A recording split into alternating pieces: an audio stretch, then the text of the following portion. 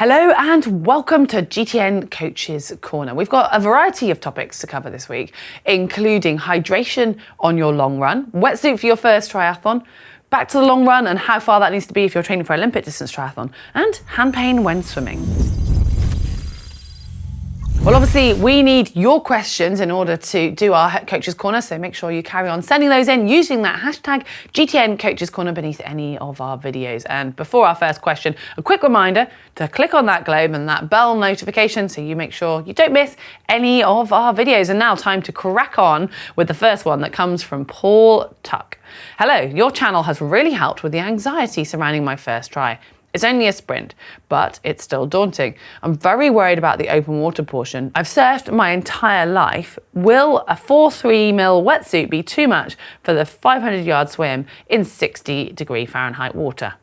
Well, Paul, I love your honesty there. And yes, it might be a short distance triathlon, but it's totally normal to be nervous before doing anything you've not done before. So I will say good luck. If you've done it already, I hope it went well, but hopefully we're in time with answering this. Now, for anyone else watching, wondering what 60-degree Fahrenheit is, well, that's around 15.5 degrees centigrade for, say, a roughly 400-meter swim. So it isn't a particularly long time you're going to be in the water, but that temperature is fresh. And I would say, yes, you most certainly do want a wetsuit, so correct on that. Now, when you say you've surfed all your life and your wetsuit is a 4.3 mil, that sounds like it could be a surf wetsuit from what I'm gathering. Now, that is totally fine for your first swim or your first triathlon swim, but I would say you will get quite warm in a 4.3 if it's a surf one, because that does tend to be quite thick and you're going to be working quite hard for that short period. But also, you're going to be very tired because a surf wetsuit is designed for paddling. But if you think about lying on a surfboard and the paddling you're doing, the movement at your shoulder is actually quite limited, whereas you compare that to the full front crawl stroke and you need a lot more range of motion.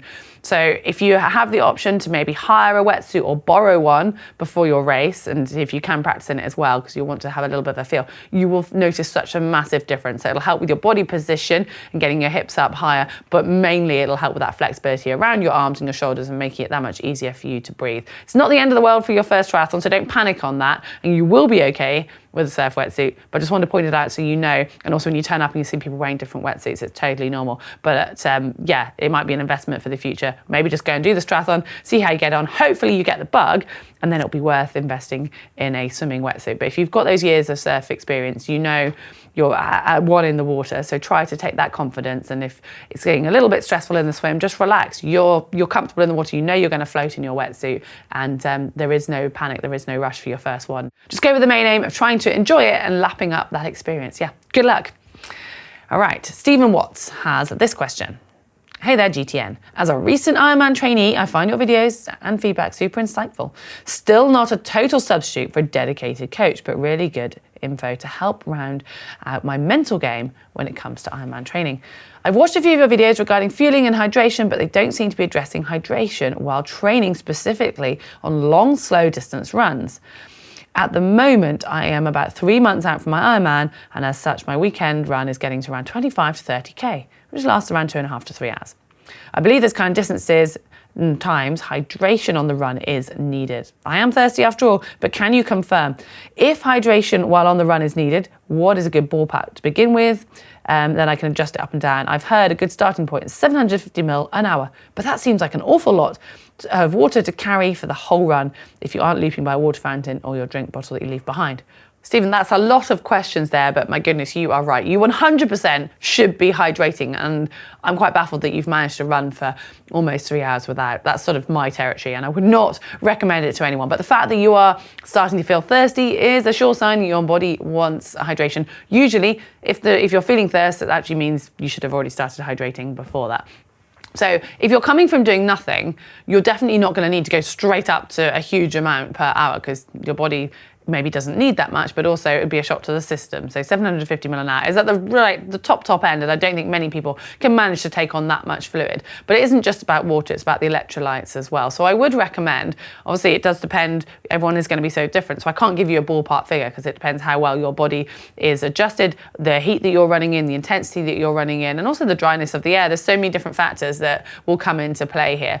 I would recommend checking out our partners, Precision Fuel and Hydration, and looking looking at their website, because they've actually got questionnaires and you can do an online survey to work out roughly how much you should be taking on. But when it comes to racing, we do a lot of work on that. But for your training, probably even more important, because it's going to affect your recovery afterwards. And whatever amount you need to drink, you're going to have to drink something. So then you need to work out how to do that. You can run with a pack, so whether that's a bladder or a pack that has bottles in, that you can carry a certain amount, which will help you out. But if you're doing a really long run in hot conditions, you'll need to look at places to refill that. So whether you are running a loop somewhere and you can hide a water bottle, or you plan a point-to-point route and you've got a shop or somewhere where there's a water fountain and you can fill up along the way. So it does involve a bit of planning and a bit of thought, and you might want to have electrolyte tablets in that as well. And then you'll start to actually realize what your body needs in different conditions and learn from that. So as much as there might be set numbers to aim for, more isn't always good, because you don't want the water sloshing around in your stomach. But you will find when you start to hydrate, if you've been running that far without, that you'll suddenly find not only the actual run much easier, but it's that recovery afterwards and getting ready for another session and not feeling awful when you finish that long run. Okay, well, good luck with that. Now we have Michael King. I'm 6 weeks out from my first Olympic distance triathlon. I am very excited and wonder how long my long runs should be. Should I be doing the full distance, or is more or less better? Well, Michael, you need to run 10K in the race. So ideally, you do need to be reaching 10K or potentially a little bit more in your training. Now, this does vary for different events, so don't take this and go, well, I'm doing an Ironman, I've got to run a marathon in training. That is separate, so ignore that. But when we're looking at 10K, imagine that you were following a 10K running plan. Now, that would get you up to 10K and maybe a little bit further in your training. And yes, I'm aware that with triathlon, you're going to be getting aerobic fitness from your swimming and your cycling. But as 10K is not too hard, it's not going to take too much out of your body for recovery, getting up to that distance will be really beneficial when you come to the race, because obviously in the race you will have more fatigue because you will have already swam and you would have already biked. So if you know that you can comfortably run that distance, or at least be running for that time that you're going to be running for in the race, you'll have the confidence of it, knowing and having that self-belief in your body. And when it comes to that long run, it can be super steady. It does not need to be 10K at your triathlon race pace effort. In actual fact, please don't make it at that intensity. You can do the shorter, harder sessions. But for your 10K run, just go out and enjoy it as a long run. Keep it really nice and steady. You could practice a bit of fueling if you're going to be needing fueling on your Olympic distance triathlon. So think about that. Whatever you do, try to get up to the time that you predict will take. If that isn't quite that distance, or you're running on hilly terrain and things, then do not worry too much. But I would suggest, if you've got the time to do it, then I don't know where you're up to with these few weeks out from your triathlon, try and get there. If we're a little too late in answering this, let us know how far you did get with that run and how your first triathlon went, because that's pretty exciting that you're jumping into triathlon world. So yeah, loads of luck with that one. Let us know how it went. Now, final question comes from Yao Camacho. Hello, I am moving from a 70.3 to a full distance Ironman, and I started to have my right hand hurting between the palm and the fingers in my longer swims. Is this any known injury? Do you have any advice? Well, Yao, I'm not exactly sure what part of your hand you're meaning, so it's quite hard to diagnose this. But when it comes to being a known injury or not, it's more a matter of looking at what could potentially be causing this pain, as I don't know where it is. But stepping up the distance in swimming is you are suddenly going to be increasing the amount of pressure that you're putting through your body. And when it comes to the swim, it's your shoulders that take a huge amount of strain. They're a very mobile joint. And it could actually be problems that are coming from your shoulder, could even be coming from your elbow or your wrist. So there's quite a few things to look at with this, and it's all going to come down to technique. Because if you've got something that's ever so slightly out or slightly wrong, think how many strokes you do a length and how many lengths you're doing, and now you've upped that distance. If there's something that was just slightly niggling before but you never quite noticed it, it'll be aggravated. And once you've started to aggravate something and you're continuing doing your swim training, it's likely to make it worse. So there's two kind of types of pain or problems that could be happening here. It could be nerve pain, so it might not actually be something that's manifesting in that area where you're getting the pain. Now, nerve pain could be an occlusion of the nerve running through a certain joint. So your nerves run through your wrists, and obviously all the way down your arm. So say you've got somehow you're blocking it at your wrist, or you're doing something at your elbow that's causing some inflammation there, or through your shoulder, this could be giving you actually pain somewhere where the problem isn't. So with that, again, it's going to be having to look at your technique. So that would be my main piece of advice, is go and have a stroke analysis if you can, or really think about what are you doing differently on that side. Can you notice anything?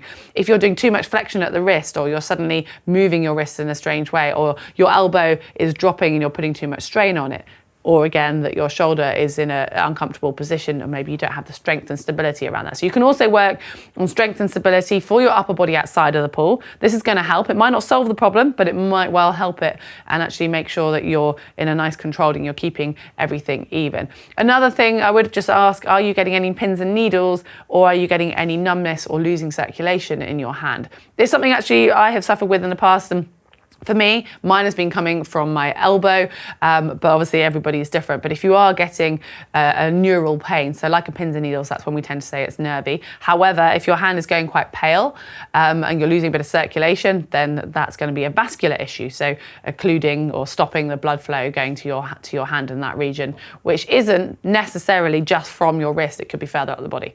So it's very hard to diagnose without seeing your stroke or knowing exactly where the pain is. But my main takeaway to you would be, say, go and make sure your stroke is really even. What are you doing on the right side that you're not doing on the left? And also check that your body is level, that your neck, your shoulders are all comfortable, and that you've got enough strength and mobility so you're not putting anything under unnecessary strain with that. And then make sure that you maybe do a little bit of backstroke in between some of your sessions, and you're loosening up the front of your chest as well. Because if you're doing a lot of bike training and swim training, all of this is going to be making everything very closed at the front of your body and could be causing things to just not move properly. So yeah, good luck with investigating that. If you do get a diagnosis of exactly what it is, then we would love to know, so we can share it with everybody else. So yeah, hopefully that helps. And that is it for today. So hopefully you guys have found something interesting in those questions that we've had, or you've got your own, you know what to do. It's #GTN Coaches Corner.